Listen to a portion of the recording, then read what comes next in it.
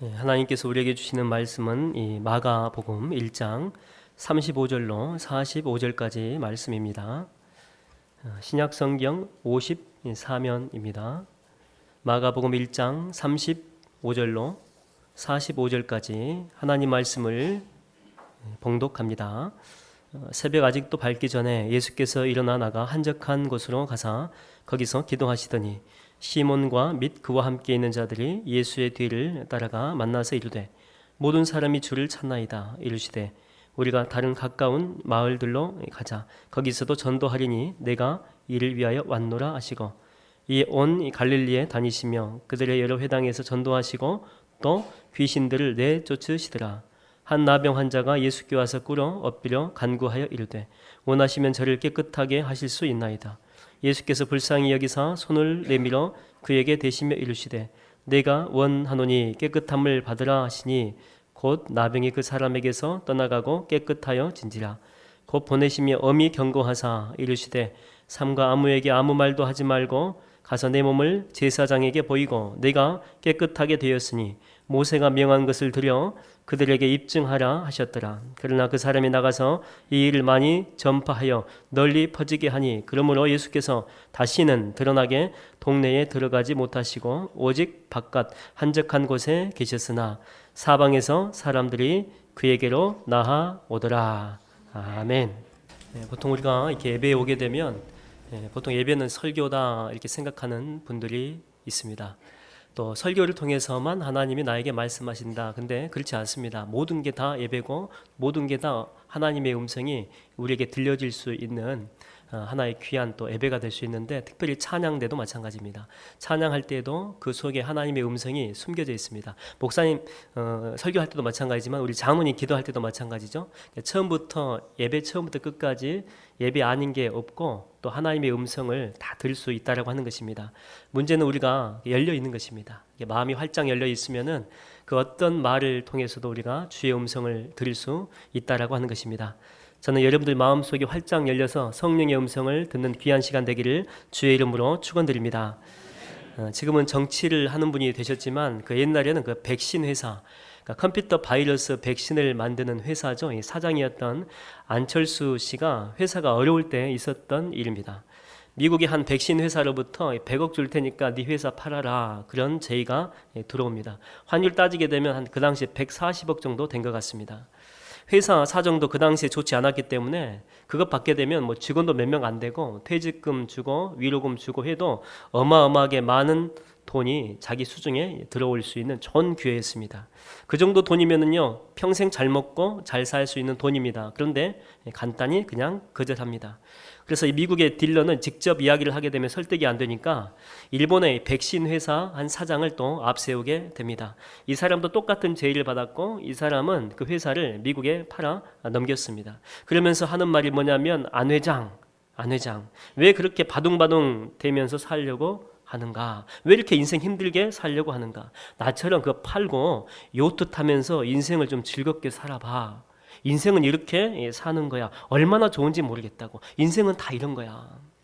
회사 더 거덜나기 전에 그래도 산다는 사람이 있을 때 팔게 그렇게 권면을 했다라고 합니다. 그런데 또 여전히 거절합니다. 거절하면서 했다는 말이 이런 말이라고 하죠. 이 백신 회사는 나를 위해 만들지 않았고 우리나라, 우리 민족, 우리 조국을 위해서 만든 것입니다. 여러분 이 분명한 사명이 있는 사람은요 달콤한 유혹이 와도 그것에 휘둘리지 않습니다. 어느 날 이 사도 바울과 이 바나바가 이 갈라디아 지방 가보게 되면은 그 루스드라라고 하는 그런 지역이 있는데 거기에 선교 여행차 도착하게 됩니다. 도착해서 발을 쓰지 못하는 사람 있죠? 안전병입니다. 그 사람을 고쳐줍니다. 그랬더니 그 마을 대다수의 많은 사람들이 몰려오게 됩니다. 왜냐하면 그 마을에는 전설이 있었습니다. 그 오래된 아주 옛날에 신이 사람의 모습으로 그 마을에 왔는데 루스드라 지방에 왔는데 모든 사람들이 다 거렁뱅인 줄 알고 무시했습니다. 근데 노 부부가 그 사람을 영접하고 도와주었던 것이죠. 그래서 그 사람에게 엄청난 많은 복과 은혜를 주고 떠나갔다. 근데 떠나가면서 그 신들이 다시 인간의 모습으로 다시 올 것이다 그런 예언을 하고 갔다고 하는 그런 전설이 있습니다. 그래서 많은 사람들이 몰려들어서 이 바울과 바나바를 섬기려고 하는데 그들을 신으로 본 이유가 뭐냐면 나면서 발 쓰지 못하는 사람은요 사람이 고칠 수가 없죠. 인간의 능력으로는 이 사람을 치유하는 거 불가능합니다. 근데 고쳤습니다. 그래서 그들은요 옛날 전설이 생각난 것입니다. 신들이 인간의 모양, 이 사람 모양으로 우리 가운데 임하셨다. 바나바는 제우스고 바울은 그 옆에서 비서실장 역할을 감당했던 헤르메스, 험에다. 그러면서 꽃을 꺾어가지고 와가지고 신들로 숭배를 하려고 합니다. 그때 바나바와 이 사도 바울은 이런 지하에 거절합니다. 우리도 당신들과 똑같은 사람입니다. 우리는 절대 신 아닙니다. 한몫 단단히 잡을 수 있었는데 그러나 그거 생각하지 않습니다. 두 번 생각하지 않고 아닙니다. 아닙니다. 그렇게 이야기합니다. 우리 바라보지 마십시오. 우리는 당신들과 똑같은 사람일 뿐이고 이 모든 기적의 원인은 이 기적의 능력자는 예수 그리스도이십니다. 하나님이십니다. 우리 바라보지 마십시오.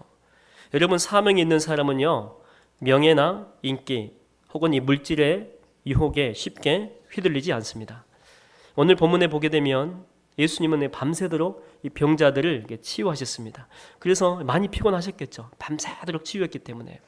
우리도 이렇게 병문안 갔다 오면 피곤하지 않습니까? 근데 예수님은 아픈 사람 하루 종일 봤습니다. 내가 안 아파도 아픈 사람 옆에 있으면 나까지 아파집니다. 근데 예수님은요 밤 늦게까지 그 병자들과 함께 하셨던 것입니다. 많이 피곤하셨을 것입니다. 그런데 새벽 미명에 일어나신 것입니다. 그렇게 피곤하셨는데 여러분 왜 일어나셨습니까? 오늘 본문에 보니까 뭐 하려고? 기도하려고 일어나신 것입니다. 하늘 아버지와 영적인 교제를 하려고. 여러분 육체가 피곤하게 되면은요 몸 쉬어주면 됩니다. 몸 쉬어주고 또 잠 충분히 자면 되고 잘 먹어주면 됩니다. 그리고 간단한 스트레칭 있죠. 운동하게 되면 몸의 피곤함, 육체의 피곤함은 어느 정도 해소할 수 있습니다. 그러나 마음의 피곤함, 영의 피곤함은요 아무리 많이 먹고 운동을 해도 이 피곤함은 해결되지 않습니다. 이 피곤함은 하나님 앞에서만 해결될 수 있습니다. 우리가 아무리 좋은 비타민제를 먹고 영양제를 복용한다라고 해도 여러분 사람은요 햇빛, 이 빛 보지 못하면은요 시들시들 앓게 돼 있습니다. 그리고 병들게 돼 있습니다. 우리도요, 우리 그리스도인들도 하나님에게 빛이 있습니다. 그 거룩한 빛, 성경에서는 치료하는 광선 이렇게 나오죠. 그 빛 앞에 서야지만이 우리의 영혼도 이 살균이 됩니다. 우리 안에는요, 여러분도 잘 모르시겠지만은 여러분 속에는요 영적인 거머리대가 얼마나 많이 여러분 영혼 속에 덕지덕지 붙어 있는지 모릅니다. 그게 여러분들의 영혼을 지금 지치게 하고 있습니다. 그것들이 다 달라붙어 가지고 여러분 속에 있는 영혼의 에너지를 전부 다 빨아들고 있다라고 하는 것이죠. 그것 때문에 우리 영혼이 늘 피곤한 것입니다. 뭘 해도 피곤합니다. 아무리 좋은 일이 있어도 피곤하고 잠을요 하루에 10시간 이상 자도 피곤하고 아무리 좋은 것 많이 먹어도 해결 안 됩니다. 그 피곤함은 여전히 그대로 남아 있습니다. 그러나 하나님의 빛, 하나님의 그 빛은 이 거머리들을 다 제거해 버립니다. 그리고 우리 영혼을 다시 회복시키십니다. 저 같은 경우에도 이 목회자이긴 하지만은요 영적으로 피곤하고 메마를 때가 많이 있습니다. 이때는 아무리 잘 먹어도 해결이 되지 않습니다. 목사님 보신탕 드시면 해결됩니다. 배만 나옵니다. 해결되지 않습니다. 그 어떤 좋은 걸 봐도 해결되지 않습니다. 그럴 때는요 일반적으로 제가 만든 성경 읽기 자료가 있는데 그냥 그 자료를 시간 내 가지고 쭉 봅니다. 성경 읽는 것이겠죠. 때로는 이 금식하면서 읽을 때가 있습니다. 여러분 말씀을요 금식하면서 읽어본 적 있으십니까? 말씀요 너무 재밌습니다. 드라마보다 훨씬 더 재밌습니다. 여러분들이 말씀 속에 들어가 보지 않아서 그런 것이지, 말씀 속에 푹 빠져가지고 보지 않아서 그런 것이지, 얼마나 말씀이 즐겁고 재미있고 영적인 유익이 되는지 모릅니다. 말씀의 빛 앞에 내 자신을 그냥 노출시키는 것입니다. 그러면 영혼이 서서히 맑아지는 것들이 느껴집니다. 내 안에는 충만함이 있고 밥 먹을 때보다도 훨씬 더 큰 이 포만감 있죠. 영적인 포만감이 생기게 됩니다. 그리고 무엇보다 행복합니다. 말씀 앞에 내가 있다는 그 자체가 얼마나 행복한지 모릅니다. 그리고 즐겁습니다. 때로는 월요일 날 교회에 오게 되면 사람들이 없죠. 아무도 없습니다. 그러면 제 사무실에 앉아서 그냥 의자에 앉아가지고 주님 주님 하면서 기도합니다. 1시간 정도 아무것도 하지 않고 그냥 주님 앞에 머물러 있습니다. 주님, 제가 주님 앞에 있습니다. 머릿속에 십자가 하나를 그려놓고 그냥 그대로 머물러 있습니다. 하나님, 제가 하나님 앞에 코람되어 주님 앞에 머물러 있습니다. 성령의 빛 앞에 내 자신을 그냥 노출시키는 것입니다. 주님, 내게 임재하셔서 내 안에 충만하게 역사하옵소서. 그러면 신기하게도 이 피곤함이 사라지게 되고 주님과 더 가까워짐이 느껴지게 됩니다. 여러분, 하나님 일을 하다가 하나님과 멀어질 때 있습니다. 이해하십니까? 하나님 일 하다가 하나님과 멀어질 때 있죠. 하나님보다 이 일에 더 집중하기 때문에 그렇습니다. 하나님보다 사람에게 집중하기 때문에, 사람한테 잘 보이려고. 여러분, 시작은 성령으로 시작합니다. 모든 일의 시작은 하나님의 일이니까 다 성령으로 시작하지만, 그러나 마무리는요 육체로 할 때가 얼마나 많은지 모릅니다. 뭔가 어긋난 것입니다. 그래서 하나님의 일을 하고도 기쁨이 없습니다. 탈진합니다. 탈진. 모든 일을 할 때 다 탈진하지만은요, 정상적으로 하나님의 일을 할 때는 탈진하지만 그래도 영혼은 기쁨이 있어야 정상인데 기쁨 없습니다. 하나님 일을 하고도 영혼과 육체가 완전히 다 탈진돼 버린 것입니다. 뭔가 잘못된 것입니다. 그런데 이렇게 주님 앞에 1시간 정도 머물러 있게 되면 다시 주님과의 그 친밀감이 회복이 됩니다. 그리고 이 속에는요 기쁨이 있습니다. 세상이 주는 기쁨 아닙니다. 하나님이 주는, 하나님만이 줄 수 있는 그런 기쁨입니다. 여러분, 진정한 기쁨은요 사람의 칭찬에 있지 않습니다. 사람이 잘했다고 칭찬하는 것 잠깐 만족합니다. 잠깐입니다. 오랫동안 기쁘지 않습니다. 여러분들이 어떤 성과를 이루어냈다라고요? 어떤 것들을 얻었다고요? 잠깐입니다. 진정한 기쁨 그 속에 있지 않습니다. 우리의 진정한 기쁨은요 주님과의 영적인 관계에 있습니다. 그러므로 이렇게 주님과의 교제에 이런 신비함이 있다는 사실을 경험한 사람은요 절대 이 귀한 시간 포기하지 않습니다. 주님과의 기도하는 시간요 절대 포기하지 않습니다. 주님과 예배하는 시간이 있죠. 일주일에 딱 한 번 하지만 1시간밖에 안 하지만은요 이 귀한 시간 절대 포기하지 않습니다. 하나님 말씀 보는 시간 있죠. 새벽에 일찍 일어나서 말씀 묵상 먼저 하는 사람 있습니다. 그냥 하는 것 아닙니다. 은혜가 있기 때문에 하는 것입니다. 기쁨이 있기 때문에 하는 것입니다. 성령의 놀라운 경험이 이미 경험됐기 때문에 그거 하는 것입니다. 사모합니다. 기대감이 있습니다. 저는 여러분들이 이런 복을 다 경험하게 되기를 주의 이름으로 축원드립니다. 이렇게 주님은요 새벽부터 이렇게 기도하시는데 시몬이 베드로와 다른 사람들이 주님을 찾아옵니다. 그래서 하는 말이 뭐냐? 주님 빨리 갑시다. 빨리. 어디를? 어제 병 고쳤던 그 장소로 빨리 갑시다. 모든 사람들이 지금 예수님을 찾고 있습니다. 예수님의 인기는요 그 마을에서 현재 최고로 높은 데까지 올라갔습니다. 주님을 환영하는 인파가 아마도 이 마을 어귀에서부터 양쪽으로 줄을 서가지고 지금 준비하고 있는지 모르겠습니다. 그냥 주님은요 개선 장군처럼 폼 잡고 그 마을을 향해서 걸어가기만 하면 됩니다. 모든 환영식은 다 준비되어 있습니다. 박수 칠 준비가 다 되어 있는 것입니다. 근데 예수님의 반응은요 아니다는 것입니다. 아니다. 우리가 다른 마을로 가자. 나를 환영하고 축복해 주는 자리, 나에게 기쁨을 주는 자리입니다. 그 자리를 내려놓습니다. 다른 곳은요 처음부터 다시 시작하는 곳입니다. 힘들 수 있죠. 기득권은 포기하는 것입니다. 지금까지 땀 흘려 쌓아 올린 그 공든탑을 다 포기하는 것이고 밑바닥부터 새롭게 시작하는 것입니다. 그럼에도 주님은요 아랑곳하지 않습니다. 그거 다 내려놓습니다. 다른 마을, 새로운 마을로 주님은 가게 됩니다. 왜냐하면 그게 예수님의 사명이었기 때문에. 그러니까 예수님의 행동을 결정하는 것은요 사람들의 인기가 아니었습니다. 사람들이 좋아하는 곳만 예수님이 가는 것 아니었습니다. 이쪽에 있는 사람들이 좋아할 것 같으니까 이쪽으로 몰려가고 이쪽에 있는 사람들이 좋아할 것 같으니까 이쪽 가지 않았습니다. 사람들의 인기가 예수님의 행동 결정한 것 아닙니다. 그러면 무엇이 예수님의 행동을 결정했습니까? 바로 하나님의 사명입니다. 사명. 하나님의 사명 따라 주님은 사신 것입니다. 마귀가 온천한 만국 보여주면서 내게 절하라 그러면 다 줄게. 이거 엄청난 것이다. 원래 다 내 건데 너한테 주겠다. 이거 얼마나 달콤한 유혹입니까? 어떤 영화는요 이걸 더 극적으로 만들려고 예수님을 지구 바깥으로 데리고 가죠. 지구 바깥으로 데리고 가가지고 지구뿐만 아니라 온 은하계를 전부 다 보여줍니다. 얼마나 멋진 줄 아느냐? 그 가운데 조물주께서 창조하신 가장 멋진 작품이 이 지구를 지금 눈앞에 있다. 봐라. 얼마나 멋지냐? 얼마나 아름답니? 절하라. 그러면 내가 너에게 줄게. 달콤한 유혹입니다. 성전 꼭대기에서 뛰어내려라. 그러면 땅바닥에 떨어지기 바로 일보 직전에 기적적으로 천사들이 와서 너를 받들어 떨어지지 않게 해줄 것이다. 그러면 모든 사람들이 와가지고 너를 메시아로 인정하겠지. 십자가 없는 영광을 주겠다고 합니다. 이 또한 달콤한 유혹입니다. 근데 여러분 주님은요 갈등하지 않습니다. 이거 절할까 말까 믿음으로 이겨내려고 용쓰지도 않습니다. 그냥 전혀 하지 않고 그냥 거절합니다. 사탄아 물러가라. 주 너의 하나님께 경배하고 다만 그를 섬기라. 여러분, 분명한 사명이 있으면은요, 아무리 큰 유혹이 와도 쉽게 이겨냅니다. 분명한 사명이 있으면은요, 우리를 넘어뜨리려고 하는 유혹들 어마어마하게 큽니다. 아무리 커도요, 사명이 분명하기 때문에 그 옆으로 쳐버립니다. 근데 사명이 없으면은요, 작은 유혹에도 걸려 넘어집니다. 큰 것도 아닙니다. 별것도 아닙니다. 거기에 다 걸려 넘어집니다. 정말 별것도 아닌 것 쫓아가다가 인생 망가지는 것 우리가 주변에서 많이 보게 됩니다. 여러분, 사명이 없으면은요, 세상에 휘둘리는 인생 살아가게 됩니다. 단 한 번뿐인 인생인데 정신없이 여기저기 막 쫓아다닙니다. 사람들이 우르르르 이쪽으로 몰려가게 되면 나도 막 따라갑니다. 왜 가는지 모릅니다. 안 가면 불안하니까 그냥 가는 것입니다. 영적인 줏대가 전혀 없습니다. 그러다가 문화적인 컨텐츠가 바뀌었다, 유행이 바뀌었다 그러면서 여기 있던 사람들이 이쪽으로 다 몰려가게 되면 또 나도 막 따라가는 것입니다. 안 가면 안 될 것 같습니다. 그러다가 인생 다 가버립니다.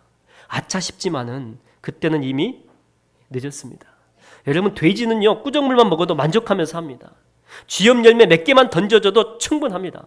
쥐염 열매 몇 개 던져주면요, 그러면서 도살장으로 끌고 가도 꿀꿀거리면서 자기 죽는 줄 모르고 좋다고 기쁘게 갑니다. 그러면서 생각하는 게 뭔지 아십니까? 자기는 지금 잘 가고 있다, 이렇게 생각합니다. 봐라, 얼마나 쥐염 열매들이 이렇게 많이 널려져 있는지. 이곳이 천국이 아니고 대체 무엇이란 말이냐?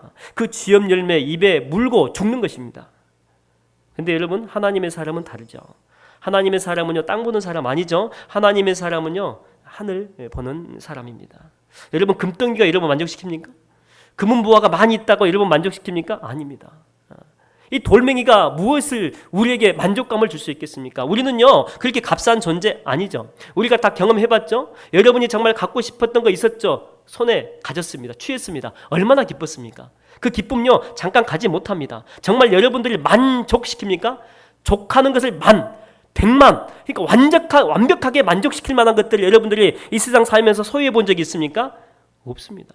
세상은 절대 그 어떤 것으로도 하나님의 형상으로 만들어진 여러분을 절대 만족시킬 수가 없습니다.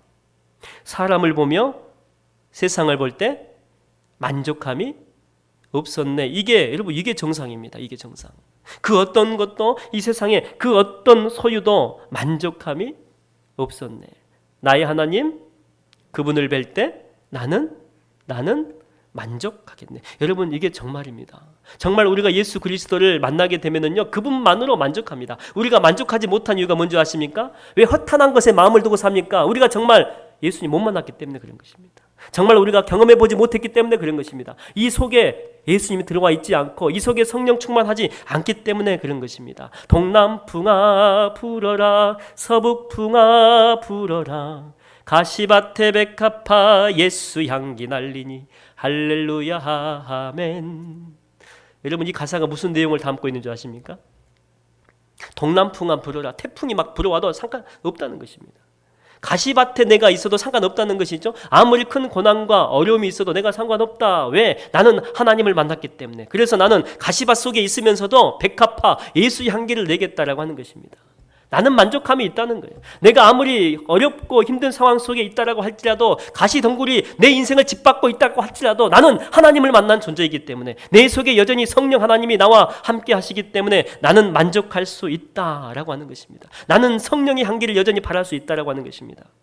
여러분, 하나님만 우리를 만족시킬 수 있습니다. 우리 주님만. 우리가 늘 공허한 이유가 무엇인 줄 아십니까? 내 안에 하나님 없습니다. 성령님 없습니다. 내 자신이 가득 차 있기 때문에 그런 것입니다. 내 자신이 하나님이 주신 사명이 속에 있는 것이 아니고 내 안에 있는 욕망, 이 욕망만이 가득 차 있기 때문에 그런 것입니다.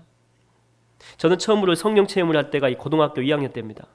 그때까지 모태신앙으로 자랐지만 단 한 번도 제대로 주님 만난 적 없습니다. 그래서 하나님한테 항의했습니다. 하나님, 솔직히 하나님 없는 것 같습니다. 성령님 없는 것 같습니다. 우리 할머니가 아무리 선교사로 그렇게 열심히 살았고 우리 아버지 신학교 했어도 나도 나중에 목회자가 되려는 그런 마음이 있어도 솔직히 지금 내 안에 성령 하나님 경험된 거 한 번도 없습니다. 간증만 듣고, 다른 사람 간증만 듣고 신앙생활을 하고 싶지 않습니다. 귀만 커져갖고 신앙생활을 하고 싶지 않고 정말 주님 만나고 싶습니다. 주님 안 만나주면 저 이 세계를 떠나렵니다.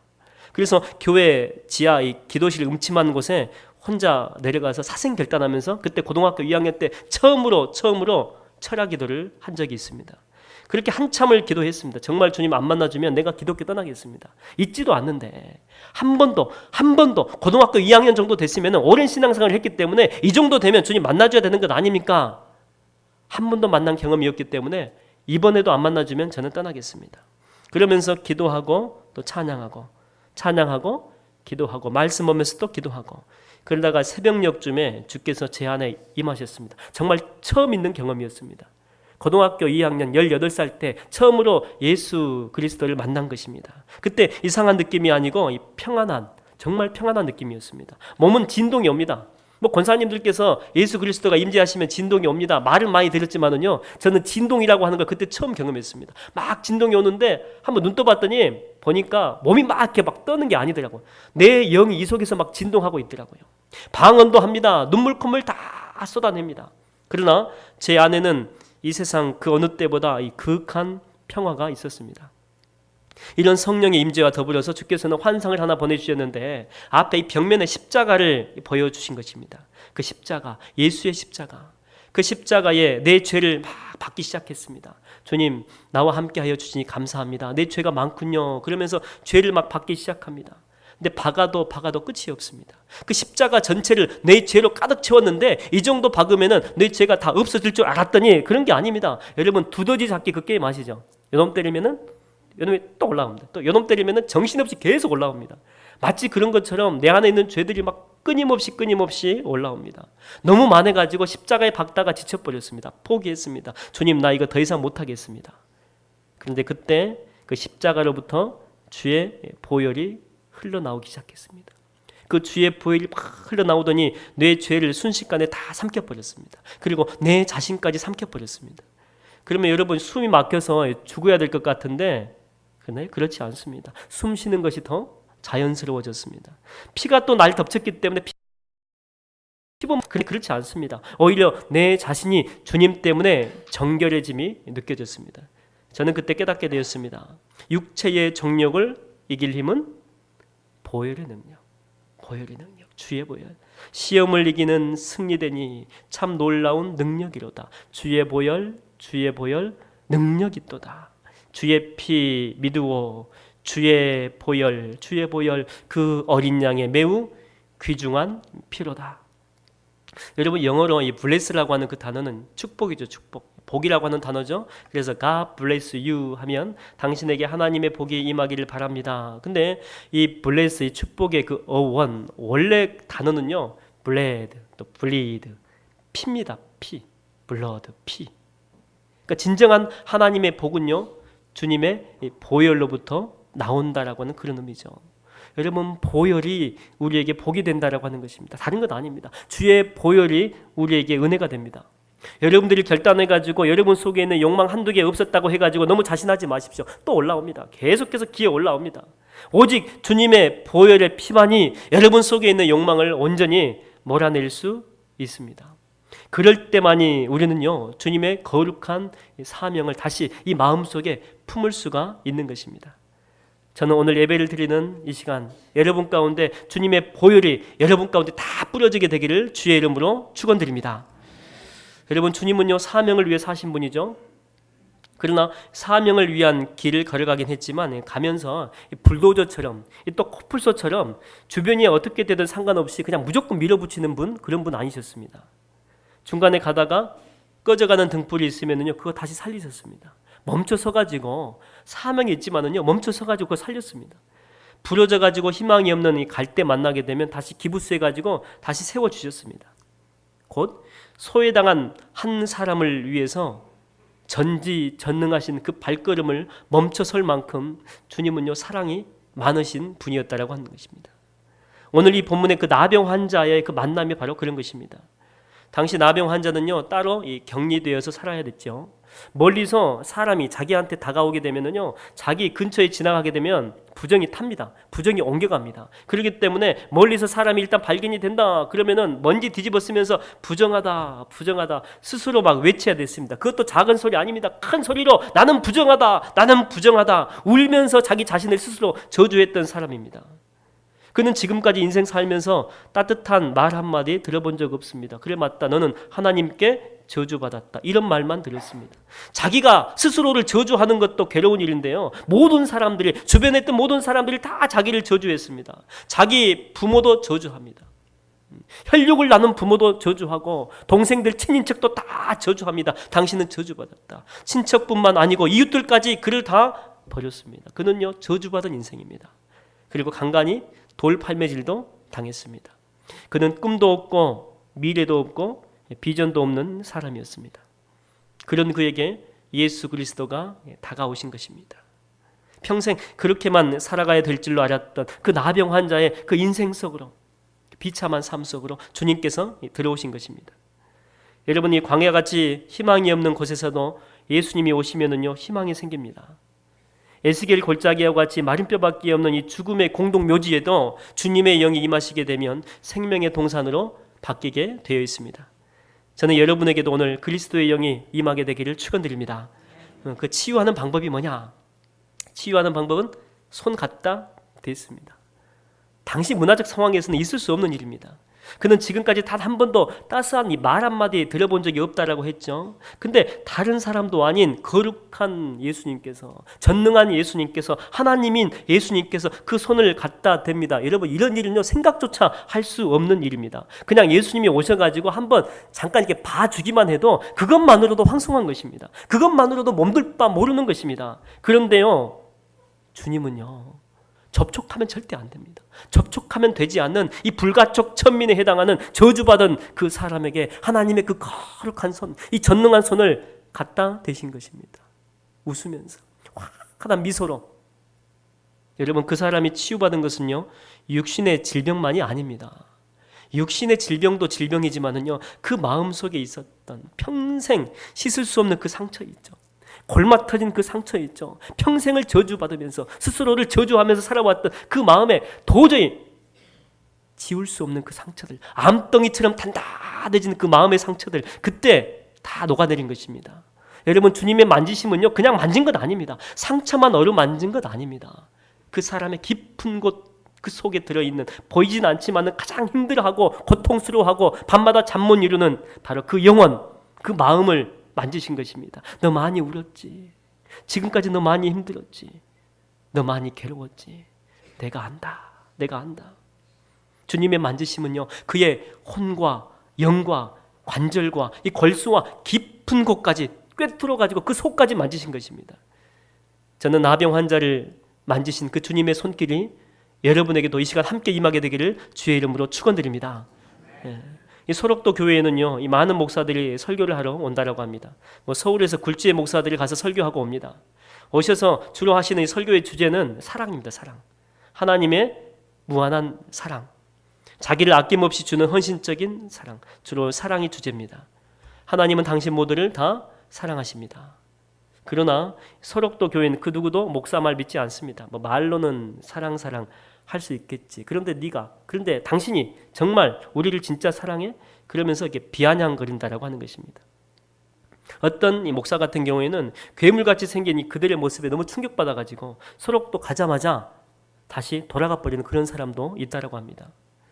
어느 날도 서울에 어떤 목사님이 이런 주제를 가지고 설교했습니다. 반응은 똑같죠. 당신이 우리의 마음을 알아? 말만 잘하지. 말만. 당신은 우리를 몰라. 우리 아픔을 몰라. 불신하는 것입니다. 식사 시간이 되었는데 이 교회 성도들이 그 목사를 골탕 먹이려고, 그날의 메뉴는 비빔밥이었는데 그 문드러진 손 있죠. 이 마디 절반이 없습니다. 그 문드러진 손, 그것도 이 맨손으로 목사님이 먹을 그 비빔밥을 빡빡 비비는 것입니다. 그것도 눈앞에서. 그러면서 한번 이렇게 맛보고, 아 맛있네. 목사님 참 맛있습니다. 갖다 드세요. 해가지고 그 앞에 그대로 갖다 놓은 것입니다. 여러분 같으면 어떻게 반응하겠습니까? 아마 대다수는요 기겁을 하고 다 도망갈 것입니다. 무슨 이런 인간들이 다 있어. 잠깐 그 식당은요 침묵의 긴장감이 감돌기 시작합니다. 그 식당에 모인 모든 사람들의 이목이 그 목사에게 지금 집중되어 있는 것입니다. 당신이 과연 이것을 먹겠어? 그런 눈치입니다. 그때 그 목사님은요 갑자기 일어서더니 기도합시다. 다 같이 감사의 기도합시다. 그리고 이 기도가 끝난 후에 수저를 가져갑니다. 문드러진 그 손으로 빡빡 그 비빔밥에 수저를 가져가서 팍 푸더니 그것을 입으로 점점 가져가고 있습니다. 그 모습 보고 순간 모든 사람들이 깜짝 놀랍니다. 그때 한 교인이 달라들어서 목사님의 수저를 강제로 빼앗고 그 수저를 땅바닥에 내둥덩이 치면서 목사님 죄송합니다. 저희들이 잘못했습니다. 저희들이 목사님을 시험했습니다. 죽을 죄를 졌습니다. 용서해 주십시오. 목사님 의심했습니다. 펑펑 울었습니다. 그들은 그날 처음으로 여리고성과 같은 그 불신의 마음이 녹아내린 것입니다. 그 전에 어떤 굴지의 목사가 와가지고 설교해도 은혜 못 받았습니다. 아무리 찬양 가수가 와가지고 그 앞에서 별별 것을 다 해도 그들의 마음은요 겉에만 스쳐 지나간 것이지 마음속 기쁜 곳까지 와가지고 영혼의 기쁨을 준 것 한 번도 경험해보지 못했는데 그날 그들의 그 여리고성과 같이 단단했던 의심의 마음, 불심의 마음이 녹아내린 것입니다. 그날 집회를 하는데 설교 필요 없습니다. 은혜를 억지로 주려고 할 필요도 없습니다. 붙들고 성령 받으라고 왜 못 받느냐 안수할 필요도 없습니다. 설교 전에 찬양하는데 악기 필요 없습니다. 손바닥을 빡빡 치면서 찬양하는데 여러분 나병 환자 걸린 사람요 이거 세게 치면 이거 다 벗겨집니다. 이거 잘립니다. 그렇게 하면 안 됩니다. 그럼에도 불구하고 많은 사람들이 은혜 충만, 성령 충만하니까 막 때리는 것입니다. 이거 때려서 안 되니까 방바닥을 때렸는데 방바닥이 갈라지도록, 방바닥이 안 갈라지니까 자기 뼈마대가 갈라집니다. 자기 가슴을 치면서 찬양합니다. 누가 무슨 말 하지 않고 아무 설교도 안 했습니다. 자기들이 다 알아서 성령 충만 받고 다 알아서 입신해가지고 하나님 다 만나고 오고 다 간증하고 다 알아서 방언합니다. 마치 많은 물을 담고 있던 거대한 댐이 터지면서 갇혀있던 그 물들이 밑으로 확 쏟아지듯이 주님 보좌에 머물러 있던 그 성령의 바람 있죠. 하나님 보좌에 머물러 있던 그 성령의 바람이 일순간에 풀어지면서 하늘로부터 강하고 급한 바람같이 그들에게 임하더니 순식간에 그들 모두를 불의 혀같이 다 핥고 지나간 것입니다. 초대교회가 따로 없습니다. 이 본문에 나온 나병 환자에게 지금까지 아무도 손을 댄 적이 없습니다. 그리고 그 자신도 누가 나에게 손을 댈까 기대해 본 적 한 번도 없습니다. 그러나 예수님은요 세상에서 가장 거룩한 손입니다. 가장 전능한 손입니다. 그 부정한 나병 환자에게 갖다 대신 것입니다. 생명의 손입니다. 그때 질병이 녹아내리고 마음의 상처가 다 치유된 것입니다. 그래서 예수님께서 이거 말하면 안 된다, 이거 내가 너 고친 거 말하면 안 된다라고 했음에도 불구하고 그 감격을요 자기 속에 가두어 둘 수 없었던 것이죠. 외쳐대기 시작합니다. 마치 여러분 에레미야의 고백하시죠. 내가 다시는 여호와를 선포하지 아니하며 그의 이름으로 말하지 아니하리라 하면 나의 마음이 이 속마음이 타고 불붙는 것 같아서 골수에 사무치니 답답해서 내가 견딜 수 없나이다. 하나님의 사랑의 이 기적을 몸으로 체험한 사람은요 절대 그 기적의 경험을 이 속에 가두어둘 수 없습니다. 표현합니다. 어떻게 했든지 표현합니다. 그러니까 어떤 내성적인 분도 그랬다잖아요. 방에서 기도하다가 성령의 그 사랑의 임재를 경험한 것입니다. 그래서 방에서 막 떼굴떼굴 구른 거예요. 너무 감격스러워서, 너무 감사해서. 근데 이 속이 답답해가지고 말하지 않고는 견딜 수 없는 것입니다. 근데 성격이 내성적입니다. 그래도 나갑니다. 말하는 것은 못합니다. 그래도 피켓 들고 지하철 역사 앞에서 서 있는 것입니다. 얼굴 가리고 서 있는 것입니다. 그 피켓에는 예수천당 불신지옥, 얼굴 가리고 서 있는 것입니다. 그거 합니다. 그거라도 해야 이 마음이 진정이 되는 것입니다. 오늘 이 나병 환자는요 그 전까지 그는 다른 사람에게 할 말이 없는 사람이에요. 할 말.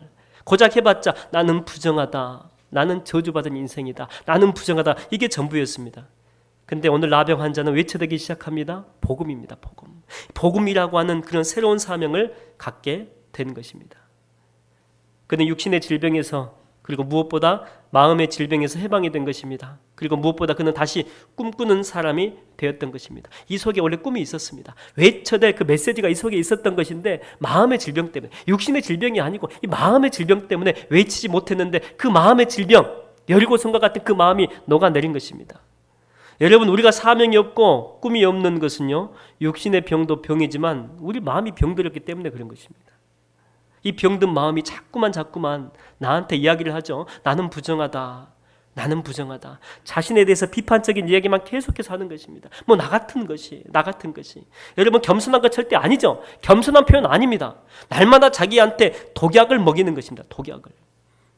그러면서 점점 영적인 죽음으로 여러분을 끌고 가고 있는 것입니다. 여러분, 지금 여러분에게 필요한 것은 다른 것 아닙니다. 주님의 손길이 필요합니다. 육신은 괜찮아 보일지 몰라도 여러분 마음 가운데 병든 사람이 얼마나 많이 있습니까?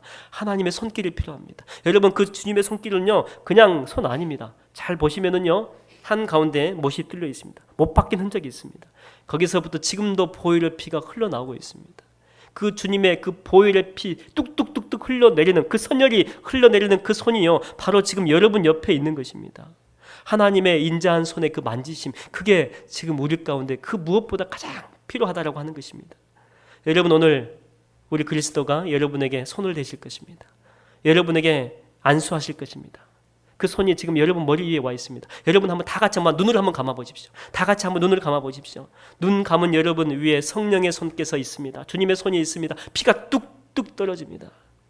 그 손은요 여러분의 육신의 질병뿐 아니라 그 마음의 병, 딱딱하게 암덩이처럼 이 굳어져 버린 그 마음의 병도 녹아내릴 것입니다.